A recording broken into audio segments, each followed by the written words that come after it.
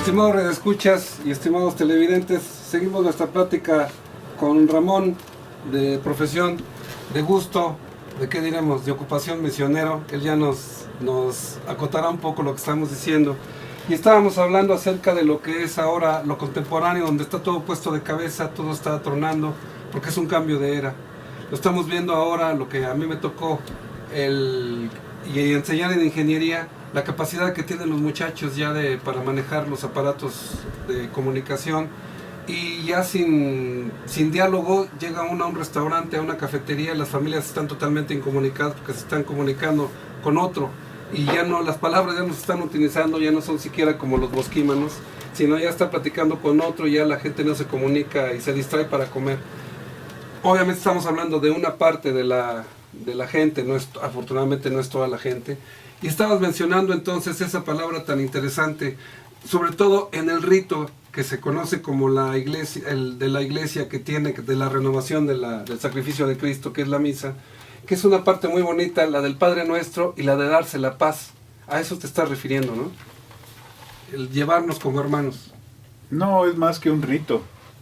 Es más que un rito, inclusive pues es muy respetable lo que hacemos en la Eucaristía, pero eso es a nivel creyente, a nivel de quien participa de la Iglesia Católica.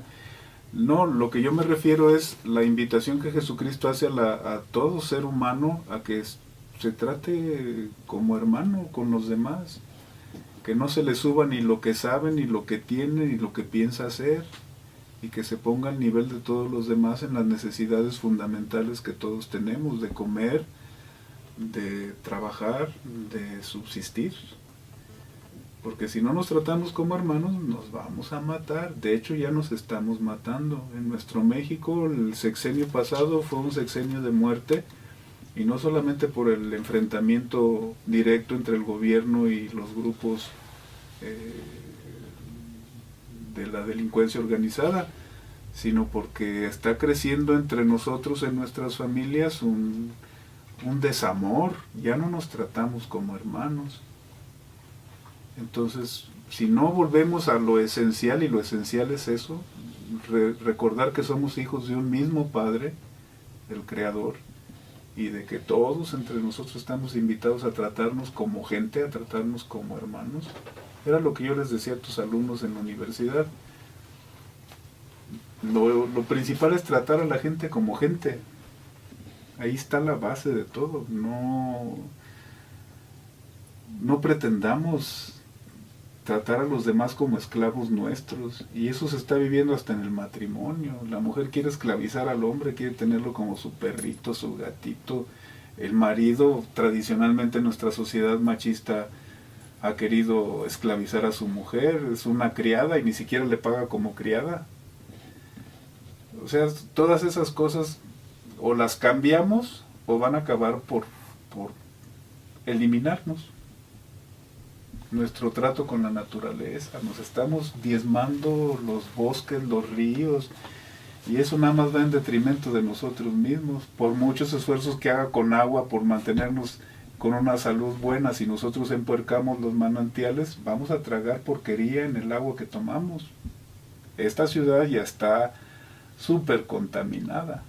De todas las coladeras respiramos porquería. Y si seguimos así, pues solitos nos vamos a eliminar.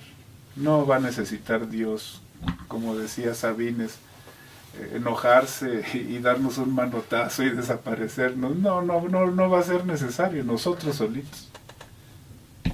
¿Y te parece entonces que la solución de la gran tecnología será ir a conquistar otro planeta para que igualmente lo vamos a echar a perder como Igual, sí, punto azul? nada más sabemos hacer lo que estamos haciendo ahorita. O sea, destruirnos. Debemos cambiar de mentalidad. Estamos invitados pues a cambiar de mentalidad para, en vez de destruirnos, construirnos. Ayudarnos cada uno con el que tenga a su lado a vivir mejor, a lograr nuestros propósitos más nobles. Esa es la propuesta de Jesús, como al venir a decirnos que Dios es Padre y que nosotros somos hermanos. Y eso va más allá de misas y confesiones y sacramentos, que son muy respetables, pero solamente se adscriben al ámbito restringido de los creyentes católicos. En cuanto a la nobleza del trato entre los seres humanos, ¿nos puedes mencionar cuando te mandó llamar el obispo porque estabas cazando polígamos? ¿Tu encuentro con él? No, fue muy interesante porque, pues sí, la iglesia no permite que se bauticen los que tienen varias mujeres, les piden que renuncien a todas y que se queden nada más con una. Lógico, nadie es tan tarugo como para renunciar a las más jóvenes, entonces renunciaban a las más viejas y se quedaban con la más joven. Y el obispo decía que no hiciera eso, que no estaba permitido. Y yo lo cuestionaba, le decía, ¿cómo no está permitido? Vaya usted a mi tierra, en México, somos todos bautizados, somos católicos la mayoría. Mi abuelo, bautizado y todo, pero tenía varias mujeres, y todavía ni siquiera murió con una de sus mujeres oficiales, fue a morir con una que le salió al paso, la más joven, 14 años creo, no sé cuántos tenía.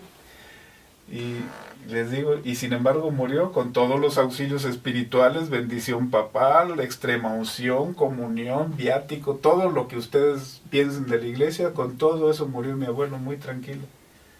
¿Qué tenía mi abuelo que no tengan los de aquí, los africanos? ¿Por qué él sí, bautizado y que se dio sus aventuras, y por qué acá no?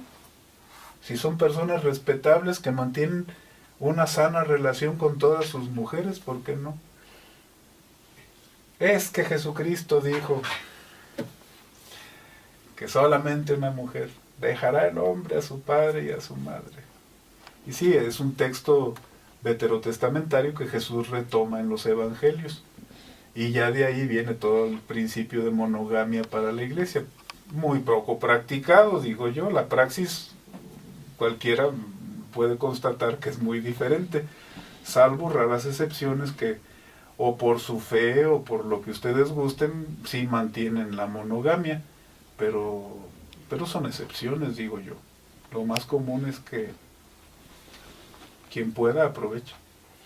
Dentro del impacto que produjo tu presencia con mis alumnos, hubo uno de los más brillantes que tengo, que decía, te hice una pregunta muy directa y me pareció muy buena, que en tu quehacer muy particular, si sentías que habías cambiado en tu estancia ya algo, tú referías que eso, lo de Dios, esto ya está, ya queda en la historia, ya lo juzgará la historia, ¿no? Que es un proceso muy largo. Pero mencionabas algo muy interesante de las hernias, por ejemplo, de la práctica común. Pues sí, fueron cosas muy curiosas que acontecieron ahí entre los ñungües. Cuando yo llegué, pues era tiempo de guerra y a la gente en las aldeas, cuando llegaban los grupos de la guerrilla o los mismos del gobierno buscando alimento, entonces entraban en las cabañas, se robaban lo que querían, entre eso pues su ropita de ellos, su poco alimento que tenían ahí guardado, lo saqueaban, se lo llevaban, incendiaban las cabañas y la gente se quedaba con una mano adelante y otra atrás. Entonces andaban desnudos prácticamente. Si alcanzaban a agarrar un trapito con el que se estaban tapando del sereno de la noche, pues ese era el único trapito con el que se quedaban. Entonces pues ese trapito era sábana, era vestido, era todo. Entonces prácticamente andaban desnudos. Y así pues uno se da cuenta de qué tienen y qué no tienen. Ya ahí uno se da cuenta de que son subdesarrollados. Pero también se da cuenta de sus hernias. Uh-huh. Y ahí se veían mucha hernia umbilical, inguinal, escrotal, de todo había. ¿Por qué? Porque no sabían cargar. Increíble, pero cierto. Si transportaban los techos de sus casas por la escasez de pasto y movían estructuras de leños pesados, no se tomaban precaución de fajarse o de distribuir el peso en las dos piernas. Así como llegaban, lo jalaban, se herniaban. Y entonces yo les decía que tuvieran precauciones para cargar y luego también las precauciones para que no se les fueran a reventar las hernias, como son polígamos y tienen mucha actividad sexual, pues que les permitiesen a sus mujeres que fueran ellas los que los montasen a ellos, y entonces ahí hubo el choque cultural, porque siendo más machistas que nosotros en México, estaba prohibido que una mujer cabalgase a un hombre, por cultura. Entonces cuando empecé yo a decir eso, pues me apedrearon la misión, y definieron con un término chameriqui al acto de que una mujer se le trepase a un hombre. Tiene su etimología, ¿no? Sí, porque cha es cosa, es el término, el prefijo que distingue a las cosas. Meriqui es América, entonces cosa de América, cosa que viene de América, la costumbre de importada de América, que yo les estaba sugiriendo para que no se les reventaran las hernias, que no se les estrangulasen. Me apedrearon la misión, pero luego cuando lo probaron les gustó. Sobre todo ellas. Sí, no, a los dos les encantó y ya fueron cambiando, y ya después en vez de apedrearme la misión ya salían todos sonrientes. Chameriqui, sí. Cuando te regresas te voy a regalar un disco de José José. Me recuerda la canción que dice, pero lo dudo, conmigo te mecías en el aire. Sí, un chameriqui. Sí, entonces te decía que esa canción para que pueda ser cantada por ellos. También algo extraordinario que me pareció también es la historia del condón. Ay, no, aquí si me ves comulgar Santa Romana Iglesia, ¿eh? Es la última para terminar, Ramón. No, es que pues ya saben uno que en la Iglesia Católica se prohíbe el uso del preservativo. Pero allá viendo la mortandad por causa del SIDA, pues empezaron la misma iglesia local a enseñar que usasen preservativo para evitar los contagios, porque eran aldeas enteras. Pues les estoy contando pues que son polígamos, y una aldea puede ser nada más el centro de la casa del marido y sus 20, 30 mujeres alrededor, y ya parece una aldea. Pero si el marido, por angas o mangas, salía de aventura por ahí en la ciudad o en otro lado y se contagiaba, venía y hacía contagiadero de toda su gente. Y las mamás amamantando le transmitían a los niños. No, era aquello espantoso, de veras unas mortandades enormes. Y pues entonces se les sugería que no hiciesen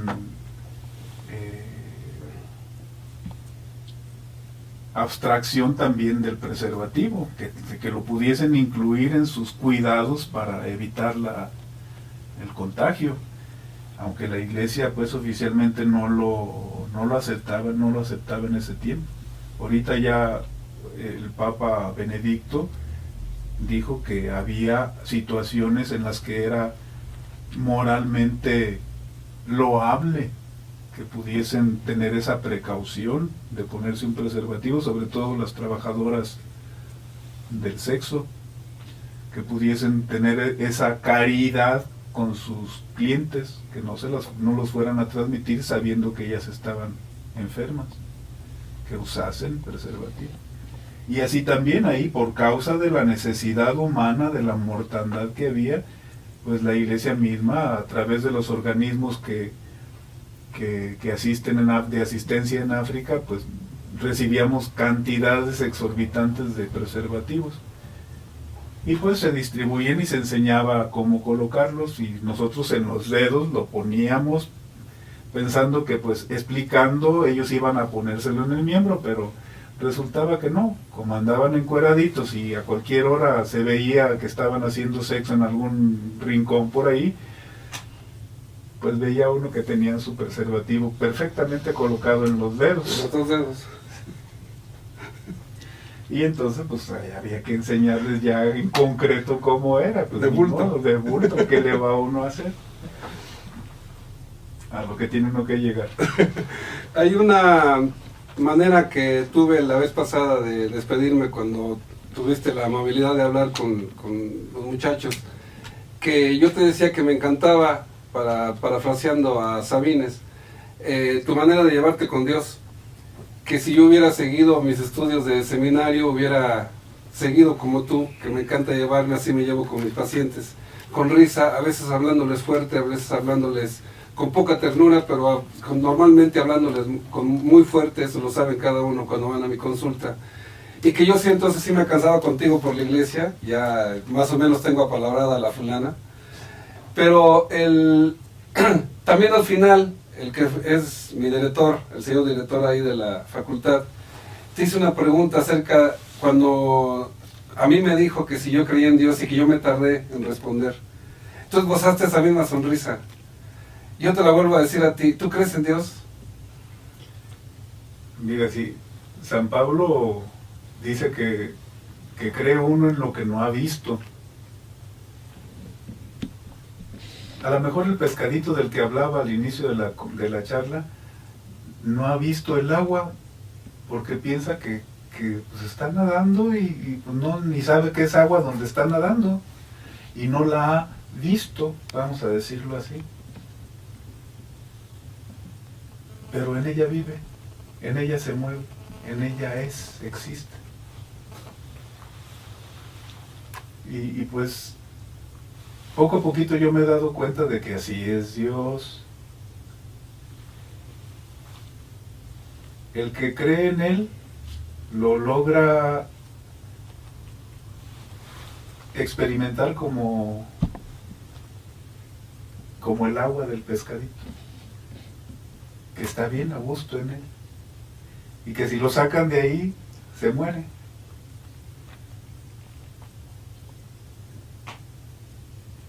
Yo no creo en Dios en el sentido de que tenga que hacer un acto de fe. Es que son tantas las manifestaciones de Él que me rodean, donde estoy metido o que lo siento dentro de mí, que no, pues realmente tener que hacer un acto de fe, pues no necesito hacer un acto de fe. Basta con que me vea a mí mismo el milagro de estar vivo, el milagro de estar hablando, de haber superado un aneurisma en tálamo. Pues es que es demasiado. O cómo llegué contigo ya arrastrándome, ya con los riñones casi colapsados, y ahorita ver, como me dices tú, que la creatinina va bajando y la salud del riñoncito está volviendo a agarrar fuercita. Eso es maravilloso. Si ya no tienes el color de, como si jugaras con Brasil, verde-amarelo. ya tienes color de apatzingantense, sí. ¿Cómo se llaman los de Apatzingán? Sí, apatzingueños. Sí. Estoy seguro, Ramón, que si tu forma principal de hablar con Dios, los que creen en Él, están satisfechos de haberte escuchado. Creo que es muy importante saber que eres un ser humano excepcional, porque se da cuenta que eres un pececito, que está en una pecera o que está en el mar, no importa, pero tiene la concepción de que algo está afuera, algo nos está moviendo como seres humanos. En Él vivimos, nos movemos y somos. Realmente es maravilloso darse cuenta de eso.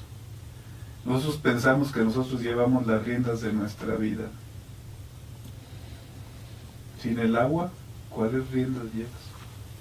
Te agradezco el tiempo. Muchas gracias a ti por la confianza. Y que la gente sepa, los que nos escuchan y los que nos están viendo, los que nos estuvieron viendo, que nos van a ver, que este programa está puesto arriba en el internet para que lo puedan consultar tanto en radio como con imagen. Te agradezco el tiempo, te agradezco tu forma de hablar con Dios. Cada vez que te veo te seguiré diciendo cómo lo viste en tu oración anterior, porque vas muy bien. Gracias, Ramón. Gracias a ti, Federico. ¡Échale, compadre! ¡Sí, señor!